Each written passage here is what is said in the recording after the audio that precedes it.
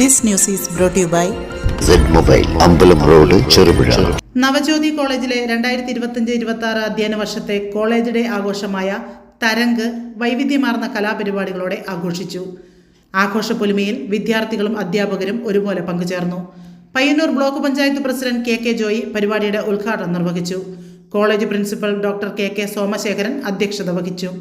ചടങ്ങിൽ 16 മില്യൺ സബ്സ്ക്രൈബേഴ്സുള്ള പ്രശസ്ത യൂട്യൂബ് ഇൻഫ്ലുവൻസർമാരായ സംഗീതും സായുജും മുഖ്യാതിഥികളായി എത്തിയത് ആഘോഷങ്ങൾക്ക് ആവേശം പകർന്നു.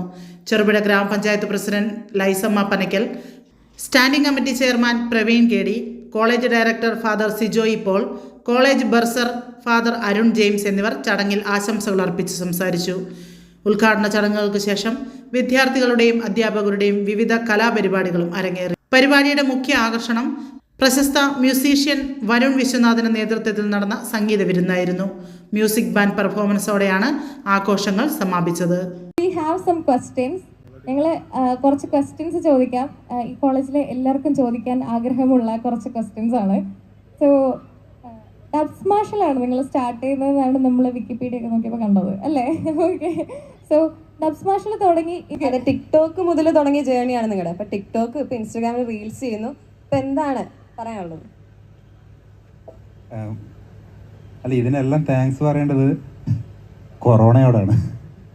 സത്യം പറഞ്ഞാൽ ഈ കൊറോണ ടൈമിന് വീട്ടിൽ കുറച്ചാൾ ഇരിക്കേണ്ടി വന്നതുകൊണ്ടാണ് നമ്മൾ ഈ ടിക്ടോക്ക് എന്ന് പറയുന്ന ഒരു പരിപാടി തുടങ്ങിയത്.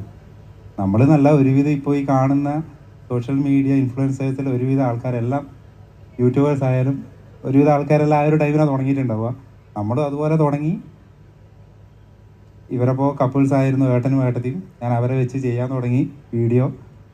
അത് അത്യാവശ്യം ആൾക്കാർ കാണാൻ തുടങ്ങി. നിങ്ങൾ പ്രതീക്ഷിക്കുന്ന പോലെ ഒരു ഫ്ലുവൻ്റ് ആയിട്ട് നമുക്ക് അങ്ങനെ പറയാം.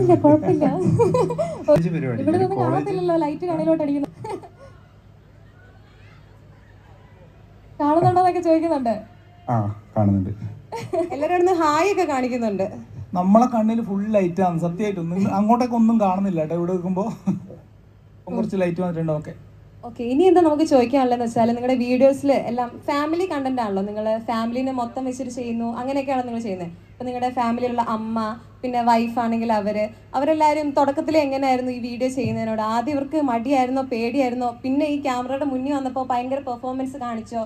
എങ്ങനെയായിരുന്നു അവരുടെ ഒരു തുടക്കം എന്ന് പറയുന്നത്? നമ്മളിപ്പോൾ ഈ പറഞ്ഞല്ലോ ഡഫ് മാഷിൻ്റെ സമയത്ത് എന്ന് പറഞ്ഞു കഴിഞ്ഞാൽ നിങ്ങളൊക്കെ ഇപ്പം ഏകദേശം ടിക്ടോക്ക് ആയിരിക്കും അല്ലേ? ടിക്ടോക്കിലായിരിക്കും സ്റ്റാർട്ട് ചെയ്തത്. അപ്പോഴത്തേക്ക് ഇപ്പം വീട്ടിൽ അച്ഛനും അമ്മമ്മയും അടക്കം ടിക്ടോക്ക് ചെയ്യുന്ന സമയമാണ്. നമ്മൾ ആ ഡഫ് മാഷ് തുടങ്ങുന്ന സമയത്ത് എന്ന് പറഞ്ഞാൽ ആരും അങ്ങനെ ആക്റ്റീവ് അല്ലാത്തൊരു സമയത്താണ് നമ്മൾ സ്റ്റാർട്ട് ചെയ്തത്. അപ്പം കളിയാക്കലുകൾ കുറച്ച് കൂടുതലുള്ള സമയമായിരുന്നു. ഇപ്പം പിന്നെ എല്ലാവരും ഇതിൽ ആക്റ്റീവായി തുടങ്ങി. വീട്ടിലുള്ള എല്ലാവരും ഇതിലേക്ക് റീൽസ് ചെയ്യാത്ത ആരും തന്നെ ഉണ്ടാവില്ലല്ലോ. ഇപ്പം എല്ലാവരും ഏകദേശം റീൽസിലേക്ക് എത്തിത്തുടങ്ങി. അപ്പോൾ ആ സമയത്ത് അങ്ങനെയല്ലായിരുന്നു. കുറച്ചധികം കളിയാക്കലുകളുടെ കാലത്തായിരുന്നു നമ്മൾ തുടങ്ങിയത്. അപ്പോൾ അതുകൊണ്ട് തന്നെ വീട്ടിൽ നിന്നുള്ള പറഞ്ഞ പോലെ അമ്മയും വൈഫെല്ലാം വരാൻ കുറച്ച് സമയമെടുത്തു. പക്ഷെ വന്ന് അവർക്ക് ആ ഒരു ഇതിലേക്ക് വന്നപ്പോൾ അവരെ ഓക്കെ ആയി. അപ്പോൾ ക്യാമറേൻ്റെ മുന്നിൽ വരാൻ ഏറ്റവും മടിച്ചു നിന്നതും ഇപ്പം ഏറ്റവും ആക്റ്റീവായിട്ട് നിൽക്കുന്നത് ആരാണ്? അത് നിങ്ങൾക്ക് എല്ലാവർക്കും അറിയായിരിക്കും, വീഡിയോ കാണുന്നവരിക്കും. നിങ്ങൾ വീഡിയോ കാണലുണ്ടോ? ആദ്യം ഒന്ന് പറയോ? ഒന്നും കൂടി. ഓക്കെ, അപ്പോൾ കാണുന്നവർക്ക് അറിയായിരിക്കും, ഇവൻ്റെ വൈഫ് തന്നെയാണ്. കല്യാണം കഴിക്കുന്ന സമയത്ത് ഫസ്റ്റ് പറഞ്ഞ ഒരു ഡയലോഗ് ഇതാണ്: നിങ്ങൾ ഒരു യൂട്യൂബ് ഫാമിലിയാണ്, എന്നെ അതിലേക്കൊന്നും വിളിക്കരുതെന്ന്. ഇപ്പൊ നിങ്ങൾ വീഡിയോ ഇപ്പോൾ എവിടെ പോയി കഴിഞ്ഞാലും രേഷ്മ ചേച്ചീനെ എല്ലാവർക്കും വേണ്ടു. ആ ലെവലിലേക്ക് ഇപ്പോൾ എത്തിയത് ആള് തന്നെയാണ്. അപ്പോൾ അതിൽ വലിയൊരു മാറ്റം ആ ഒരു രേഷ്മക്ക് തന്നെയാണെന്ന് എനിക്ക് തോന്നുന്നത്. ആ ഒരു പേരിലേക്ക് വന്നതിൻ്റെ കാരണം തന്നെ ഇവൻ മുട്ടിലിടുന്ന സമയത്തായിരുന്നു തോന്നുന്നു ഫസ്റ്റത്തെ ടിക്ടോക്ക്. ഇവനിപ്പോൾ 6 വയസ്സായി. ഇന്നത് തുടരുന്നു അത് വേറെ കാര്യം. അപ്പോൾ ഇവനും തമ്മിലുള്ള, അതായത് ഇവനെ വെച്ചിട്ടുള്ള വീഡിയോ ആയിരുന്നു നമ്മൾ ആദ്യം തൊട്ടിട്ടേ ചെയ്യാറ്. അൻവി ആയിരുന്നു സ്റ്റാർട്ടിങ്. പിന്നെ ഇവനെന്തെങ്കിലും ഒരു പണി കൊടുക്കുന്ന ടൈപ്പിലുള്ള വീഡിയോസ് ആയിരുന്നു നമ്മൾ സ്റ്റാർട്ടിങ് ചെയ്തത്. അന്നൊന്നും നമ്മൾ ആ ടോം ആൻഡ് ജെറി എന്നുള്ളൊരു പേര് നമ്മൾ ഇട്ടിട്ടുണ്ടായിരുന്നില്ല. ഒരു 10-20 വീഡിയോകൾ ഇട്ടതിന് ശേഷമാണ് കുറച്ച് ആൾക്കാർ കമൻറ്റിൽ നിങ്ങളൊരു ടോം ആൻഡ് ജെറി ടൈപ്പിലാണല്ലോ എന്നുള്ളൊരു ഏതോ ഒരു കമൻറ്റിൽ നിന്ന് വന്നൊരു തോട്ടാണത്. അതിന് ശേഷമാണ് നമ്മൾ ആ ടോം ആൻഡ് ജെറി എന്നുള്ള ആ ഒരു പേരിലേക്കും വന്നത്, പിന്നെ ആ ടൈപ്പ് കണ്ടന്റിലേക്ക് വന്നത്. ആ ചോദ്യത്തിൽ തന്നെയുണ്ട് അതിൻ്റെ ഉത്തരം. നമ്മൾ പലരും ടൈമില്ല എന്ന് പറഞ്ഞിട്ടായിരിക്കും പല ഇഷ്ടങ്ങളും മാറ്റി വെക്കുന്നതും ചെയ്യുന്നതെല്ലാം.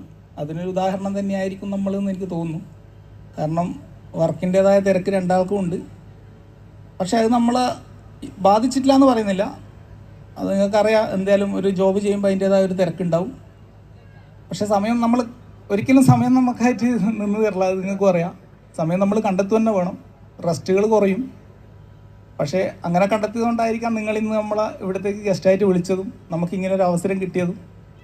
അപ്പം നമ്മൾ സമയം കണ്ടെത്തിയേ പറ്റൂ. അപ്പം അതുപോലെ ഇങ്ങനെ പുതിയ പുതിയ വ്ളോഗേഴ്സിനോട് എന്താണ് പറയാനുള്ളത്?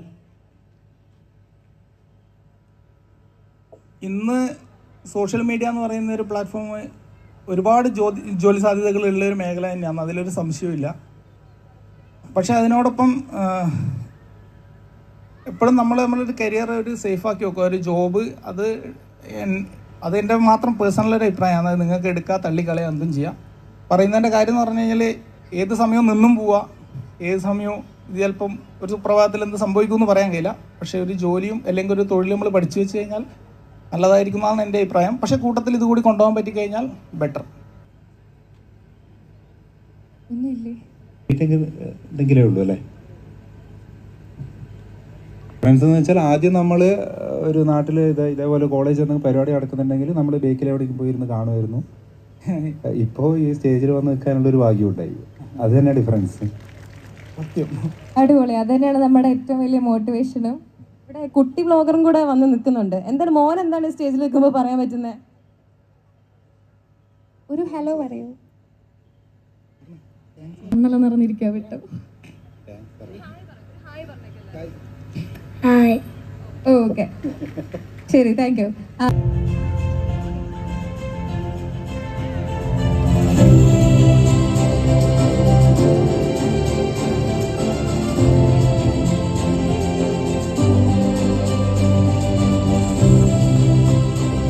നമുക്ക് നല്ലൊരു കൈയടികൾ കൊടുക്കാം.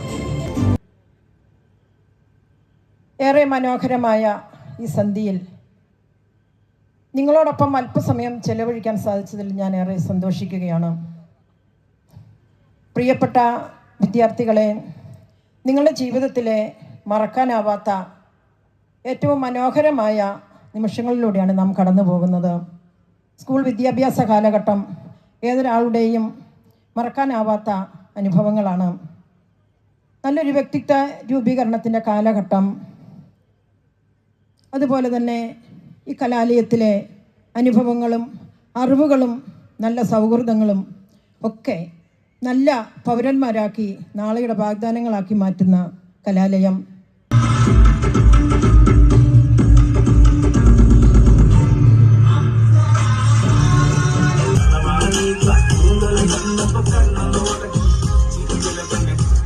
ചെറുപുഴയുടെ ഹൃദയഭാഗത്ത് 7 വർഷങ്ങളായി പ്രവർത്തിച്ചു വരുന്ന സെഡ് മൊബൈൽ നവീകരിച്ച ഷോപ്പിന്റെ പ്രവർത്തനം ആരംഭിച്ചിരിക്കുകയാണ്. IPhone, Samsung, Redmi, Realme, OnePlus, IQ തുടങ്ങിയ ലോക പ്രശസ്ത ബ്രാൻഡുകളുടെ മൊബൈൽ ഫോണുകൾ ഏറ്റവും കുറഞ്ഞ വിലയിൽ EMI സൗകര്യത്തോടുകൂടി നിങ്ങളിലേക്ക്. Mobile accessories, second hand phone മുതലായവ ലഭ്യമാണ്. കാലത്തിന്റെ ആധുനികതയ്ക്കൊപ്പം ചെറുപുഴയെ നയിക്കുന്ന സെഡ് മൊബൈൽ, അമ്പലം റോഡ്, ചെറുപുഴ. ഫോൺ 92077577.